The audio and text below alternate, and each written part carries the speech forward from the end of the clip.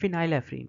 फिनाइलेफ्रीन is alpha 1 receptor agonist. अब alpha receptors जो होते हैं उसके डिफरेंट टाइप्स होती हैं, अल्फा 1 भी, अल्फा 2 भी। सो ये सेलेक्टिवली अल्फा 1 जो रिसेप्टर है उसका एगनिस्ट है। अब इसका मैकेनिज्म ऑफ एक्शन क्या है कि जो टायरोसिन होता है वो चेंज होता है डोपा में। डोपा के ऊपर एंजाइम आता है डोपा डी कार्बोक्सिलेज और वो इसको चेंज करता है डोपामीन में। ये जो डोपामीन है ये वेसिकल्स के अंदर फिलअप होता है।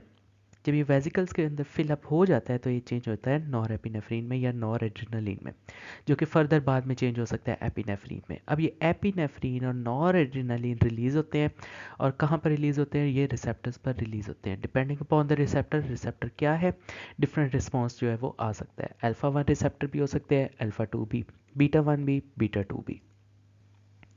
अब जो फिनाइलेफ्रीन है this is alpha 1 receptor agonist. ये अल्फा 1 रिसेप्टर का जो जो भी काम होगा उसको पोटेंशिएट करेगा। अल्फा 1 रिसेप्टर स्मूथ मसल्स के ऊपर हो सकते हैं, अल्फा 1 रिसेप्टर्स वेसल्स के ऊपर हो सकते हैं, तो इसका जो एक्शन होगा वो वेजो कंस्ट्रिक्शन या कंट्रैक्शन होता है, तो वो सारा एक्शन जो होगा वो पोटेंशिएट होगा। अब सिंपल वर्ड्स में अल्फा 1 एगनिस्ट है, सेलेक्टिव, सिंपली अल्फा 1 रिसेप्टर, सारे अल्फा नहीं, सिर्फ अल्फा 1। अब जब अल्फा 1 रिसेप्टर्स की एक्टिवेशन होती है तो उसकी वजह से क्या होता है, इनोसिटोल ट्राइफॉस्फेट की कंसंट्रेशन इंक्रीज होती है। ये इनोसिटोल ट्राइफॉस्फेट क्या करवाता है, सार्कोप्लाज्मिक रेटिकुलम के पास जाता है और वहाँ से कैल्शियम को रिलीज करवाता है। जब कैल्शियम रिलीज होता है तो कैल्शियम की इन्फ्लक्स बढ़ती है, कैल्शियम कॉन्सेंट्रेशन बढ़ती है, वो क्या करती है, मायोसिन के पास जाती है। ठीक है, और मायोसिन को एंजाइम होता है काइनेज, वो एक्टिवेट करवाता है, जिसको हम कह सकते हैं MLCK, myosin light chain kinase. उसकी एक्टिवेशन होती है और जब उसकी एक्टिवेशन होती है तो क्या होगा, कंट्रैक्शन होगी। तो सिंपली कह सकते हैं कि अल्फा 1 रिसेप्टर एक्टिवेट होने की वजह से मस्कुलर कंट्रैक्शन है। अब जब कोई भी स्मूथ मसल्स वगैरह कंट्रैक्ट करेंगे तो डिफरेंट हमारे पास जो होगा वो मैनिफेस्टेशन आ सकती है। फॉर एग्जांपल ये जो अल्फा 1 रिसेप्टर्स थे ये हमारे पास ब्लड वेसल्स में थे। जब ब्लड वेसल्स में इसमें कंट्रैक्शन करवाई है तो उसकी वजह से क्या हुआ है, वेजो कंस्ट्रिक्शन हुई है। उसके अलावा नाक के अंदर हो सकते हैं, तो नाक में क्या हो सकता है, नेजल डिकंजेशन हो सकती है। इस तरह जो प्यूपिल होते हैं आई के, उसके जो रेडियल मसल्स होते हैं उनकी इनर्वेशन क्या होती है, अल्फा 1। तो जब रेडियल मसल्स कंट्रैक्ट करेंगे तो उसकी वजह से क्या होगा, माइड्रेसिस, प्यूपिल जो होगा वो डायलेट करेगा without any effect on accommodation. Accommodation अगर प्रिजर्व रख के हमने प्यूपिल डायलेट कराना है, माइड्रेसिस करवानी है, तो उसके लिए हम क्या करेंगे, फिनाइलेफ्रीन यूज़ करेंगे। अब अगर फार्माकोकाइनेटिक्स की बात करें तो फिनाइलेफ्रीन इंट्रानेजली दी जा सकती है नाक के लिए, जहाँ पर ये एज अ नेजल डिकंजेशन करवाएगी, और टॉपिकली आई में दी जाएगी जहाँ पर ये माइड्रेसिस कराएगी विदाउट अफेक्टिंग अकोमोडेशन।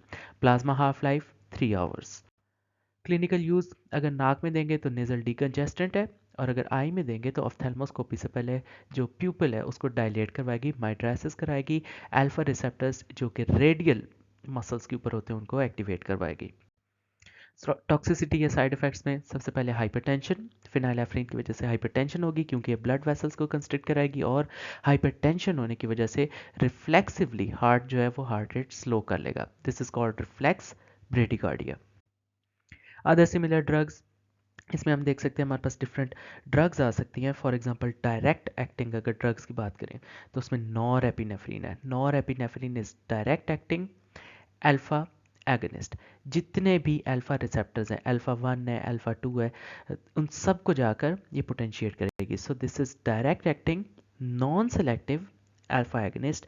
उसके अलावा कुछ ड्रग्स है, फिनाइलेफ्रीन, टेट्राहाइड्रोजोलिन, माइडोड्रीन और ऑक्सीमेटाजोलिन, ये भी डायरेक्ट एक्टिंग है but they are selective alpha 1 agonist, ये अल्फा 2 को नहीं छेड़ेंगी। उसके अलावा clonidine, apraclonidine, brimonidine, dexmedetomidine, methyl dopa, ये भी सारी ड्रग्स जो हैं ये डायरेक्ट एक्टिंग है but they are only alpha 2 specific. ठीक है, यानी ये अल्फा 2 पे जितना भी एक्शन होगा उसको पोटेंशिएट करेंगी, अल्फा 2 एगनिस्ट है।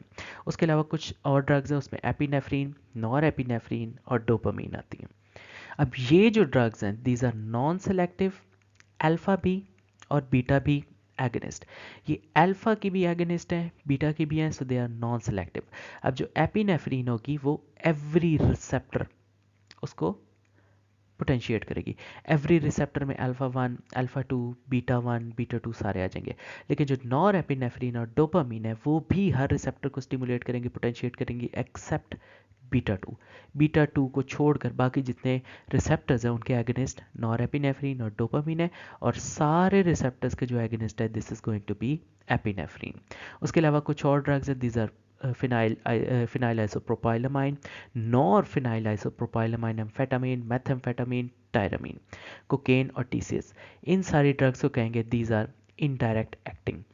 इनडायरेक्ट एक्टिंग का क्या मतलब है कि ये डायरेक्टली अल्फा और बीटा जो रिसेप्टर्स हैं उनको स्टिमुलेट नहीं करी, ये इनडायरेक्टली कर रही है किसी और वे के थ्रू। वो वे क्या हो सकते हैं, या तो ये रिलीज को प्रोमोट करवाएं या फिर रीअपटेक की इनहिबिशन करवा दें। जो फिनाइल आइसोप्रोपाइलामाइन है, नॉर फिनाइल आइसोप्रोपाइलामाइन है, एम्फेटामिन है, मेथेम्फेटामिन और टायरामीन है, ये क्या करवाएंगी, ये रिलीज करवाएंगी। एपिनेफ्रिन और नॉर एपिनेफ्रिन की रिलीज करवाएंगी। जब ज़्यादा एपिनेफ्रिन नॉर एपिनेफ्रिन होगी तो वो ज़्यादा रिसेप्टर को स्टिमुलेट करेगा। इसके अलावा जो कोकेन और जो टीसीएस हैं, ट्राइसाइक्लिक एंटी डिप्रेसेंट्स हैं, वो क्या करेंगे, रीअपटेक इनहिबिशन। अब जो एपिनेफ्रिन और नॉर एपिनेफ्रिन रीअपटेक होनी थी, इन्होंने उसकी इनहिबिशन करा दी है, जिसकी वजह से उनकी साइनैप्स में कॉन्सेंट्रेशन जो है वो इंक्रीज कर जाएगी। तो जब एपिनेफ्रिन और नॉर एपिनेफ्रिन ज़्यादा कॉन्सेंट्रेशन में होंगे तो वो ज़्यादा से ज़्यादा अल्फा बीटा रिसेप्टर्स को स्टिमुलेट करेंगे। उसके अलावा कुछ एफिड्रीन, सूडो एफिड्रीन और मेटारेमिनोल आएंगे। ये अब क्या है, ये तीन ड्रग्स बोथ डायरेक्ट एक्टिंग भी है, इनडायरेक्ट एक्टिंग भी है। डायरेक्ट एक्टिंग का मतलब ये अल्फा बीटा रिसेप्टर्स को डायरेक्टली स्टिमुलेट करेंगे, उनकी एगनिस्ट है। इनडायरेक्ट एक्टिंग का क्या मतलब कि ये अल्फा बीटा रिसेप्टर्स को स्टिमुलेट नहीं करेंगी, ये किसी और तरीके से भी स्टिमुलेट कर सकती है। फॉर एग्जांपल ये जो है वो रिलीज करवा सकती हैं या फिर रीअपटेक की इनहिबिशन। सो ये डायरेक्ट भी है, इनडायरेक्ट भी। डायरेक्टली भी स्टिमुलेट कर सकती हैं या इनडायरेक्टली रीअपटेक या फिर रीअपटेक इनहिबिशन या फिर रिलीज करवा सकती हैं। इसके अलावा ये तीन ड्रग्स अल्फा और बीटा दोनों रिसेप्टर्स की एगनिस्ट हैं।